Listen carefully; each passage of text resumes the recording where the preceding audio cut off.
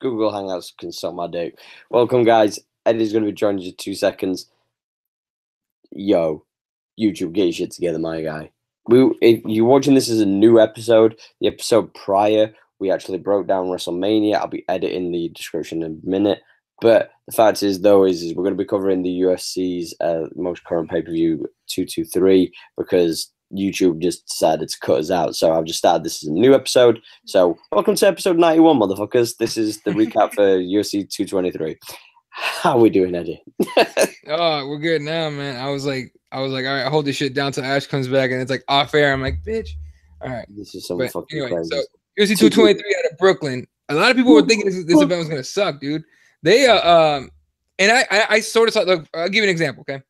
In the States, nobody wants to pay for this shit. So everyone goes to like local bars. Local bars, $5, you get in. Yeah. I'm sure it's the same over there, but $5, you get in. What's up? Ours is free. Oh, that's right. You just stay home, man. What the fuck? Anyway, so you pay $5 and you get into the bar, whatever. The idea is that they'll let you in, that covers the pay-per-view, and then you buy food and drink and all that, right? Here's the thing. For bars, that shit is expensive as all fucking hell, right? So it's for them to show the pay-per-view. And then if you take into account people sit down and just watch, or they just, without eating, they just sit there and just watch the rest of the pay-per-view. So I was looking around to see where I was going to go because I was just going to decide I was going to go somewhere to watch it. And I called up my local bar that I normally go to. And I go, hey, you guys having the fights, right? And they were like, oh, no, we decided not to have them because the main event dropped out. Oh, that's weird. Okay. I called 4 other places. They had all dropped the pay-per-view. You know what I mean? And mind you, they had been advertising they were going to have it until Max, and it wasn't even after Tony Ferguson dropped out. It was after Max Holloway dropped out. Max Holloway dropped out. With all that. Yeah. So that was insane. But anyway, so they all canceled and shit. It's what it is. And then they decided, I decided to stay home and I little trick to get the pay-per-view for cheaper. Anyway, yeah. So I watched it at home, so it was cool. But I did. I thought it was solid. I thought it was actually good. First of all, I missed most of the everything up to the main card because I was at my boys' tournament and my team's tournament, and we actually took second place overall in the tournament, which was pretty cool.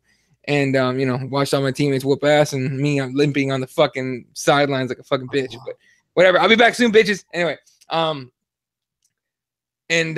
main card, I mean, shit, it kicked off with fucking Zabit and Bochniak. That was a fucking fight. God damn, Kyle Bochniak's a bad motherfucker. Like, he had look, it's not that he had no chance. His chances weren't great, but he didn't give a fuck. That was awesome.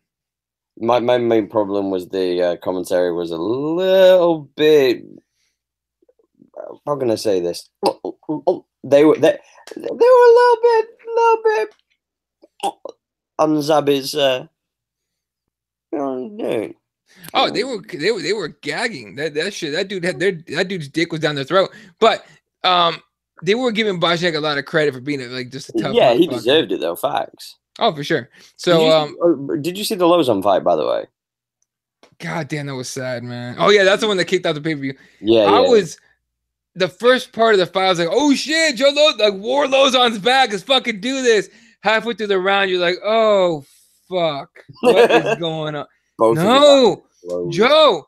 No, stop that shit, Joe. Why aren't you throwing hands, dude? What the fuck? Like, shoot for a takedown. And you just saw him fade. That's the fastest I've seen Joe Lozon fade ever. In fact, you know what? That's the fastest I think I've seen anybody fade ever. I don't think I've seen anyone fade that badly or that quickly and still make it to the second round. You know what I mean? Like, most guys that fade in the first round because they gassed out because they blew their wad and they get finished. Like, he's so tough, he doesn't get finished, right? Makes it to the second round. He comes out of the second round, and you just like, all right, he's going to come out and fucking do some crazy shit again. And, oh, God, no, he's still fucked up. Oh, shit. I'm sitting there holding like, please, ref, stop this shit. In between the second and third round, probably the best cornering I've seen in a long time was them saying, sorry, Joe, you're done. He goes, yeah, I know. That's respectful that he knows. 100%. He goes, yeah, I know. Like, yeah. Like, remember, you saw him. He nodded his head like, yeah, I'm done. You know what I mean? And he knew it. And I hope I hate that that's his last fight, but that's got to be his last fight. Like it has to definitely be. at this level. Sure, yeah. If he moves down, if he goes to, I hope he doesn't go to Bellator. Like I would hope that he would just retire the way he is, and he gets like a big fat under the table check from Dana White for, hey, thanks for all the wars, dude. I know we took years off your life, and you have CT all over the fucking place, but thanks for everything. Here, take this, take care of your family with this. Go over to fucking Rising, have some fun fights, and just right up. Imagine Jack Lozon would be fucking crazy. But just cranking on your heel with this all the muscle. Woo! I'm just saying D-ball Lozon. Yeah, fuck it. No, but that was sad to watch. I really I was legitimately sad. Like my girlfriend was watching with me, and she was I was really something like this quiet. She's like, "Are you okay?" And I'm like, "Lozon just." Like, you made it sound like Bambi's mom just got shot again. It might as well happen, dude. It might as well happen off the. I was legitimately sad because Lozon's been one of my guys where and whenever it's like, oh, Joe Lozon's fighting, oh, I gotta get home, dude. Why? It's like that fucker goes to war every time. Like he's a great jits player, but he doesn't give a fuck. He's like, I'm about these hands, bitch. Fucking gets in there like a bad motherfucker, dude. But yeah, dude, to see him fucking lose like that, I was super bummed the fuck out. I was like, oh god damn it. I'm just glad that they were smart enough to actually call the fight because yeah, that was gonna let him continue. That was a corner that gives a fuck about their guy. They told him like, hey man, that's it, we're done. And they and you know and Mazzagatti, not Mazzagatti, what's his name? The ref. Yeah, it was, yeah. Mazzagatti just waves it. He knew. Mazzagatti knew. It's almost like Mazzagatti came over like, hey man, you can't trouble like that again. Like I said, I was just annoyed that some fans actually booed when the fight first stopped. Fuck them. Okay, here's the thing. I'm gonna say this because I'm going to UFC next weekend or this weekend in Glendale. Last time I went to the UFC and people booing when they got on the ground, this little fucking shithead in front of me, literally the seat in front of me, he had to be in his mid-20s, maybe like the early 30s, right? And he's sitting there, he goes, oh, I forgot who got a takedown, and it's like, oh, they're on the ground humping like fags, and I'm like, the fuck is and he's like, I'll hump you on the ground, bitch. Yeah. No. I literally go like they start booing and shit. Like, get up, I want to see blood. And I caught him in between fights. I went up to go get another beer. And he's up there, he's already tanked and shit.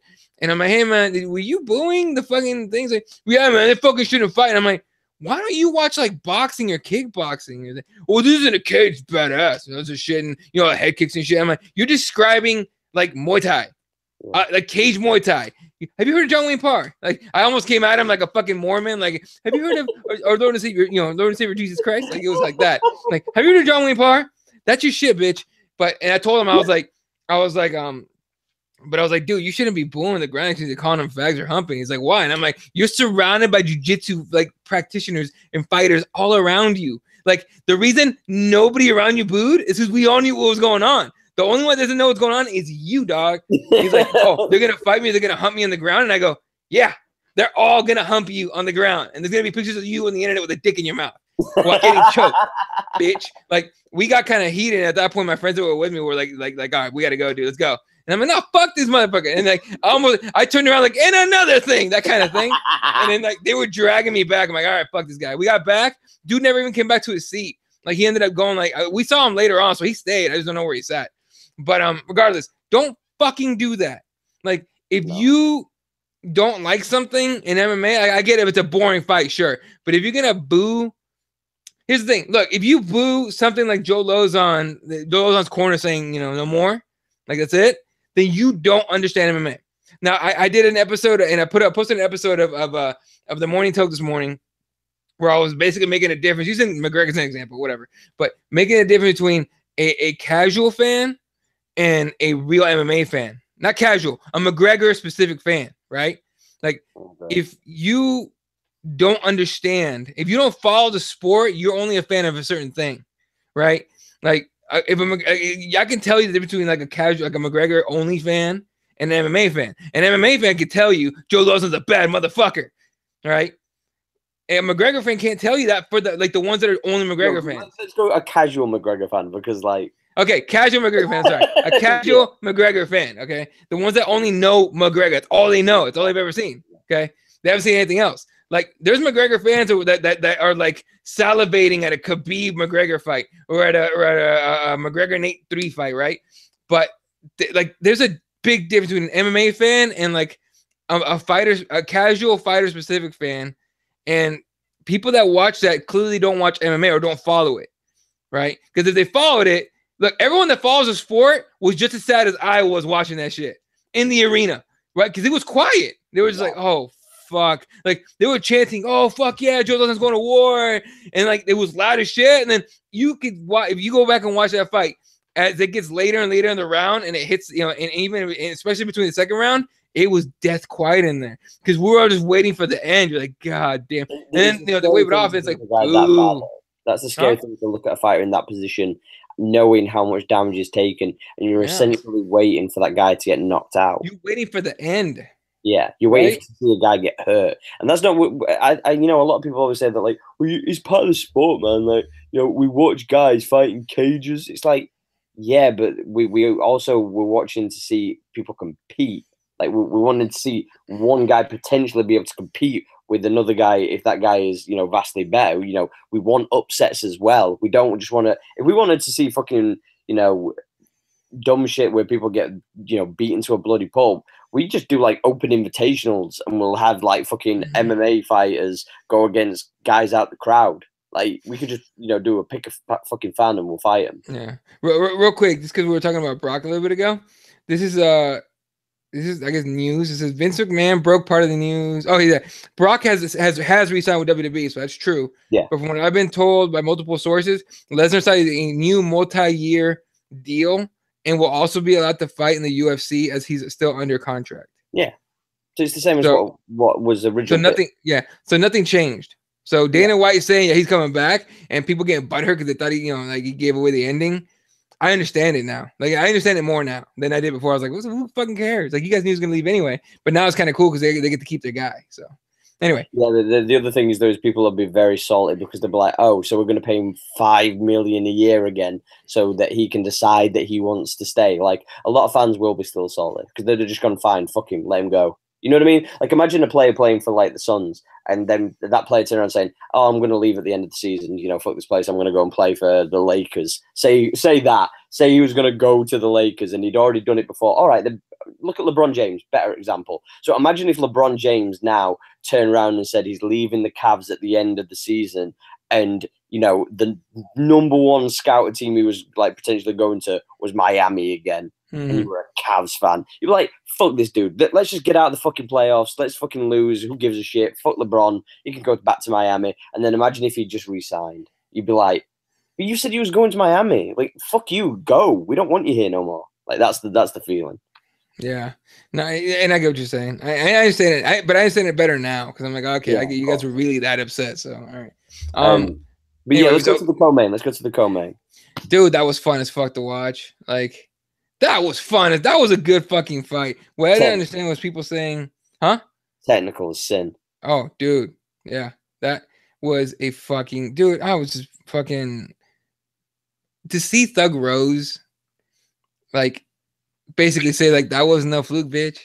It's real. Oh, that was so good. She goes, at the very end, when she goes, I'm just better. Like, whoa, yes! Fuck yes! It was true that I've seen so many people. Like, I'm a fan of both of these people, so like I can say this like genuinely impartially because there's some people who just I've noticed a lot of people going. They didn't count all them leg kicks, and she had more significant strikes, and it's like, yeah, but it's like you also got to take into consideration every time Rose smashed fucking Joanna looked hurt. Like, dude. She was winning so many of the exchanges. I was genuinely surprised that she won as much, like overwhelmingly most of them, right? Yeah. Like I think the third or fourth round, like Rose let off the gas or something happened. I think the leg started fucking up for sure. But and that's when Joanna got the better of it. But she didn't. Tell me if this makes sense.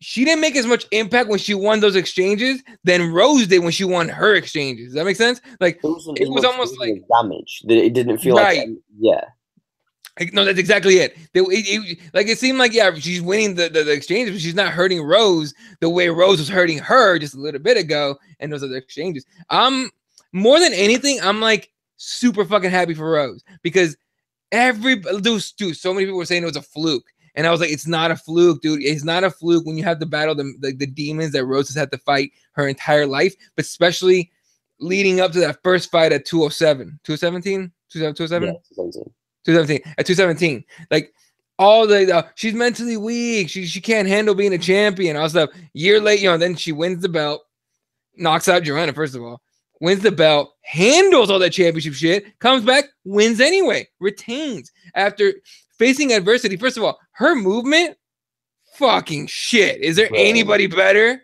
The weaving underneath the jabs was absolutely insane. Because let's not dwindle down the skill that Joanna has. Oh, she's certainly arguably one of the, or if not the best jabs in MMA. Yep. Like, period. Like, she has one of the most wicked jabs.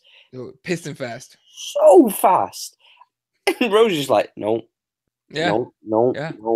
So crazy. It was insanity. Dude, she would get in there and be gone before the exchange even came back. Like, Joanna had to time it.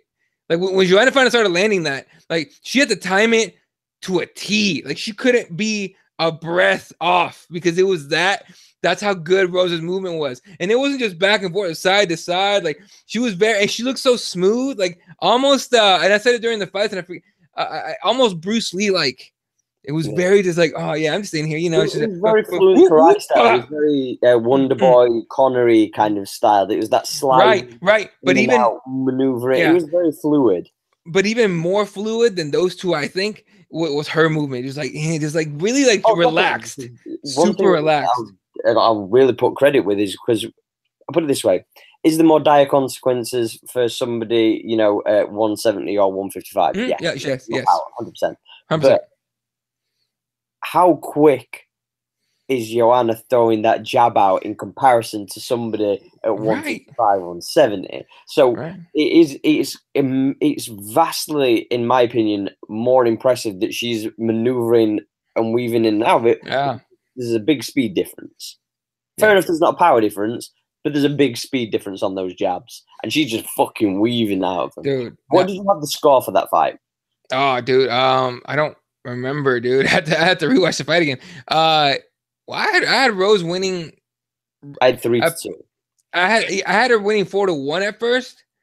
And then like I went back and I looked at the numbers per round, because online you can look at the numbers per round, and it brought back memory of what happened. I was like, okay, 3-2, still unanimous, but 3-2. A lot of people were upset, saying it should have been split, because it wasn't split. It was unanimous, right?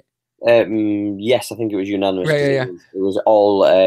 But I didn't agree with the numbers because it was 49-46. I didn't agree with that. No, I thought it was. I thought it was solid, but I don't think it was like dominant. I just felt that the first two rounds, the Rose won easily. Yeah. I thought the third and the fourth, I thought that Joanna had won. Okay, yeah. So I had it going into the fifth. I was like, so whoever wins this round is gonna win it. And that takedown. Yeah, and the takedown was kind of like the icing on the cake. I thought Rose had it anyway, but that takedown, I was like, that's what I've been waiting for the whole fight. I was like, finally, come on. It was just suspect for me because it was like it was going very back and forth. And then when she landed the takedown and she had a top position for like 30 seconds, 40 seconds, I was like, they score them takedowns so high. And, I don't agree because I one of the guys that we follow, Brandon Truth, he was saying that like the leg kicks didn't seem to get counted much in MMA. And I agree, like Joanna was landing a lot of leg kicks. I'm with you on that. But then it's on the same context. Like we know that they score grappling, quite high as well. So when Rose was in the dominant positions, in the clinches and in the takedown situations that we saw, unfortunately or fortunately, depending on how you like to score fights, that's how it goes. And, I was just really, really happy for fucking Rose, man, because like now, no matter what anybody says, and, I understand why Joanna is a little bit salty. I think it's kind of justified because it's like in her head, she did everything she possibly could. She did everything. There's nothing more that Joanna could have done. She tried everything within her arsenal. Like there wasn't. We weren't looking at Joanna like she was off a game. Like she was doing the leg kick. She was working the jab. But that's what it was. We saw what Joanna had to offer, and styles make fights and all that kind of stuff. And the funny thing is, though, is now the problem for Joanna is the same thing she had with Shevchenko in kickboxing. Will she ever be able to beat her mentally? Like, can she overcome this hurdle that's just got even further higher? Like, it's a bigger jump now. Will she get a shot again? Yes. Joanna will definitely get a shot again if she decides to stay at 115 and not go up to 125. If she goes up to 125, she'll probably dominate 125 unless she runs into Shevchenko. Right. And has she announced that she's going to 125 yet? She said that if she'd have won the title off of if she'd have retained the title against Rose the first time, she said she'd have gone up to 125. So the implication's already there.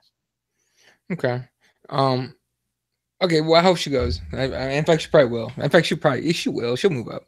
And she'll probably come back for like a 115 fight at some point. Or Rose will move up and be like, hey, what's up? But that'd be fucking badass. Right? I want to be champ 2, bitch. What's up? Yeah, like crazy shit like that.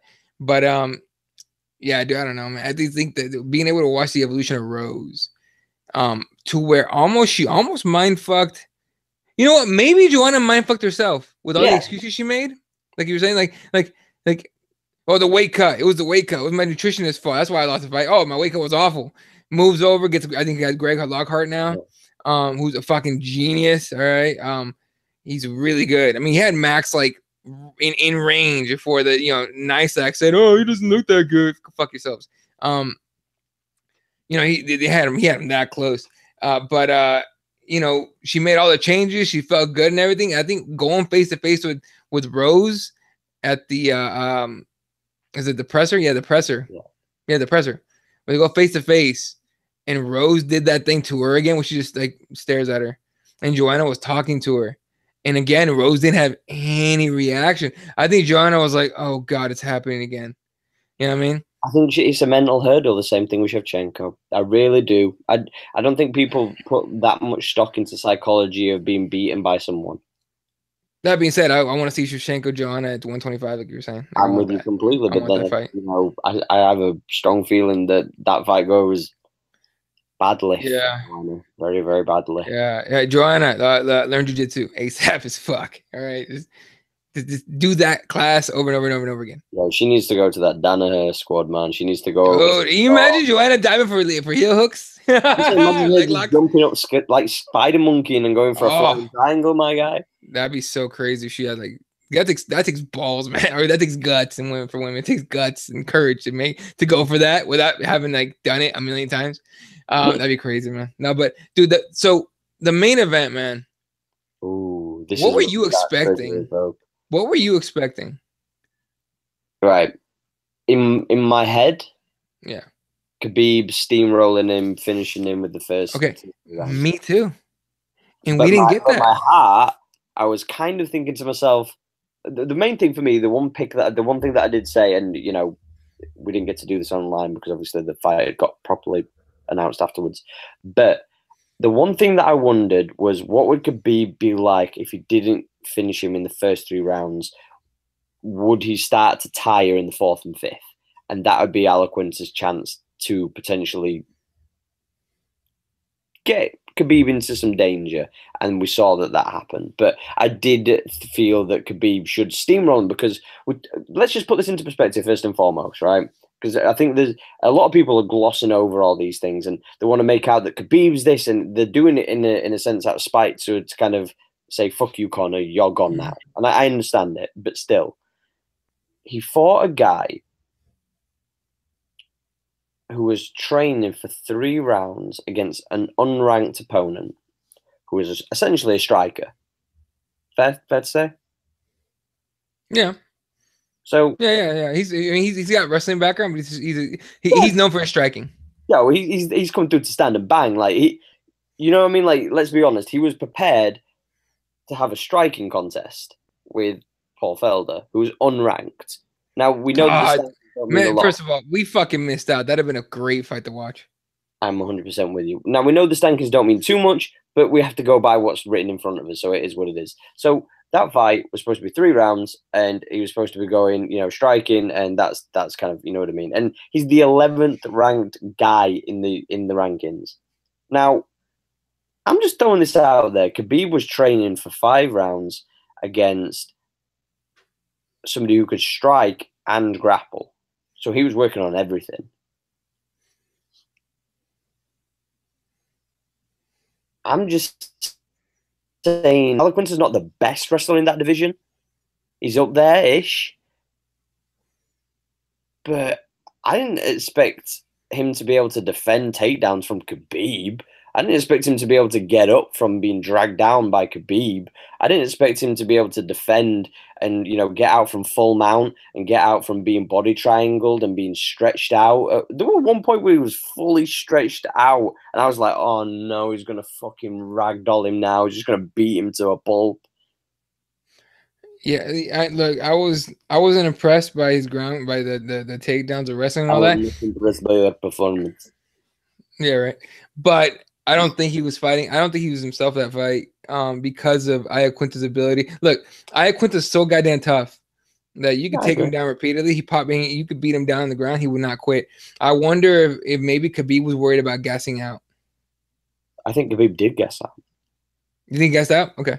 And on the feet, I was definitely not impressed. And that was without having to listen to Rogan's commentary, okay? I was not impressed at all. I mean, how the fuck are you going to be doing this against a guy whose highlight reel is one-hit knockouts? You know what I mean? Like, Iaquinta drops motherfuckers. If he lands on him, he drops them. You know what I'm saying? And you can definitely tell he's been taught how to kick by DC. Oh, sure. Yeah, that's very true. Yeah. Yeah, I'm just saying Khabib does not... But he doesn't even push his hip through. Like, when he kicks, it's literally like the most squarest, rigid thing I've ever seen in my... I've seen 45-year-old blokes when I used to teach Taekwondo. I've seen 45-year-old men who have got a better hip movement in their kicks. I believe it. He looks stiff as shit. Which is weird coming from a kickboxing academy, but whatever. Yeah, I'm just saying. I'm saying look into it. Yeah, you're just looking into it. I don't like that his chin is so high up, though. He's like, literally, come hit it. Come hit the shit. And, like, I couldn't tell if he was fishing for something, but he looked nervous when he was doing that. And so I don't like that. I wasn't impressed by his ground game, his grappling and all that. But I also don't think he went balls out for it. You know what I mean? The way, like somebody would in a wrestling match or a jiu-jitsu tournament where they sell out, they dive. Like Rogan kept saying, oh, he's diving for takedowns. And I'm like, not really. I didn't think so. He was diving for the ankle, though. For the ankle. And he was hugging it as hard as he could and then standing it up and getting Al on one leg, and then he would trip him or he would drop him, whatever, or drag him down. But Al was getting back up. Not easily, but he was getting back up, right? All in all, I don't want to, I don't think that was his best performance at all. We've seen way better from him against better competition.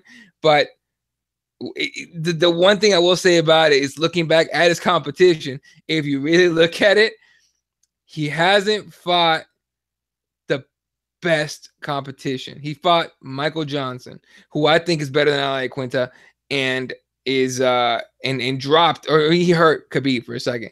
Exactly. But and I thought that's a fight I expected. I expected Al to go first round, hurt, if not drop him for a second, and have Khabib dive for a leg, and then that's all she wrote. Yeah. And we didn't get that. So I don't know how much of it was fear or nervousness that he didn't know his opponent at all. He wasn't ready for it. But I would expect him in the next fight, whether it's Tony Connor, it won't be GSP, but whether it's Tony Connor or Max Holloway, whoever, I was expecting him to be way better than that. Because if not, all three of those guys blitz his ass. Like, it's just like, whoo. I'm putting this out there in the world. GSP fucks him up. Wrestle fucks him. GSP wrestle fucks Khabib. No question. Yeah. If let's say GSP can make 155, or they make 170. Right. Or Khabib decides he's going to move up to 170 to take that fight. GSP would fuck him up. I think GSP would knock him out, but GSP would fuck him up. Yeah, and I will stand by this statement as well. I genuinely believe this as well. Tyron Woodley would flatline him. At 170. God, I don't disagree. That's the sad part. I don't disagree with that. Can you imagine Khabib running in for that takedown with his chin up? When he does no. He does that 1-2 when he runs forward, Khabib, and he goes like, it's just hiding the takedown. Yeah. Yeah, I know it is, but if you try and do that on Tyron Woodley, that uppercut's gonna put you to sleep, son. He's gonna get Robbie Lawlered. He's gonna get cross-checked. Like, come on. Like people, like I'm not a big fan of him overall, but you man, have to take into account Tyron Woodley when he does throw them hands. throws them hands. Fucking now you just reminded me of a sad day. A sad day. I was in Flagstaff, Arizona on vacation for like a weekend and watched I watched Rose beat either Page or Watterson. And then I watched I watched Robbie get flatlined and I was like, That was oh horrible. damn it. I think that was the Like, Page Van Zandt weekend. Right. And I was just like, oh fuck, bro. All I know is if he fights against Tony Ferguson or Conor, in my honest opinion, I think he gets fucking finished as well. I'm not trying to Brendan Schaub this thing, but honestly, like I just think that guys who have decent wrestling or good takedown defense and have good striking, I don't know, man. Like it's he wasn't impressive at all, honestly, and Khabib. I mean, so it's something I think he's gonna have to work on. And oh fuck you, oh my god, Forbes.com. Oh, okay. Post this awful fucking story. Floyd Mayweather vs. Conor McGregor will happen in octagon with modified rules. What? No takedowns or leg kicks or head kicks? Yeah, have you not heard about this? Right. No. Basically, some South African media outlet apparently have caught wind of Conor McGregor versus Floyd. Apparently, will be in the octagon, but there will be no leg kicks, and there'll be no takedowns. So 4-ounce gloves, and it'll be 4-ounce gloves. It'll basically essentially be a kickboxing contest, like a freestyle kickboxing contest, from what I read earlier. Because I'm gonna find the actual source because I saw. Wait, so there's no takedowns or anything? Right, hold on. I'm gonna pull this. Wow. Okay, I got you. Floyd Mayweather will fight Notorious McGregor in the octagon with 4-ounce gloves, 4-ounce boxing gloves, no shoes, 5-minute rounds, and 155 pounds. No kicks, no takedowns, no elbows, no knees. Certain things will be allowed, like the clinch. So we're boxing with no shoes on. Boxing with 4-ounce gloves and no shoes on. It was reported by Dan Tani of Dubai's the Sports Journal. He reported that apparently. I have never said this about any fight, even the first fight. I was like, hey, fuck it, let the boys get paid. I hope this fight bombs badly. I really do. Like I hope it doesn't happen. Yeah. I hope it does not happen. But if it does, I hope it does so badly no one ever tries this stupid shit again. Boxing with no shoes on is what we're doing. With clinching. Ooh. Okay. So I get to do little body shots and rabbit punches. Okay, whatever.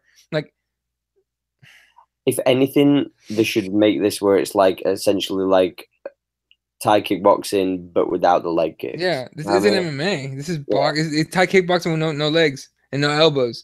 How you not gonna allow elbows? What the fuck? Whatever happened to imagine fucking Conor's big old elbows hitting that dome, bruh? I'm just saying. That's annoyingness. Let's wrap this up, my guy. No, I'm so annoyed about that right now.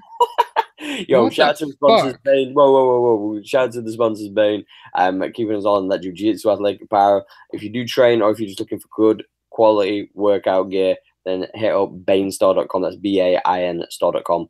Use the code word heel hook, all one word, 10% off the entire order. Make sure that you check out Receptor. Also, they do the best CBD oils and topicals. Get your body and mind right with this stuff because, like I say, even USADA have made it legal for you to use within your training. It's great for healing up inflammation and along with an array of different things. I can't employ you enough to try out CBD. I use it, Eddie use it, and amongst other pro athletes even use it. So, like I say, head to receptranaturals.com. That's RECEPTRA naturals.com if you're in the United States. If you are from outside the I can't even speak right now. If you are from outside of the United States, if you hit them up and tell them that we sent you, they will hook you up and sort you out when it comes to the postage fees and whatnot. They'll hook you up, so don't worry about that. But use the code word the heel hook for 10% off your entire order, and you will be a happy camper. Where can they find you at, Eddie? Man, you can find me pissed off if this is even a thought. Stupid fucking fight, boxing with no shoes on, motherfuckers. You guys are idiots. Fucking never make this fight happen ever. Find me on Twitter at Elot31. You can find me on Instagram at Keyboard Warriors MMA. KeyboardWarriorsMMA.com. Just put out an episode today of the Morning Toke. And of course, Keyboard Warriors Wednesday night. So hit us up. Bitches. Right, guys, yeah, we'll be back later on in the week. I don't know if we're going to do Triggered or if we're going to do like a little fucking prediction of the Glendale event that Eddie's going to, so you'll have to keep an eye out so you can see his big head on the screen. But whether you're a lover, a fighter, or a hater, peace up, head sound down, we're out.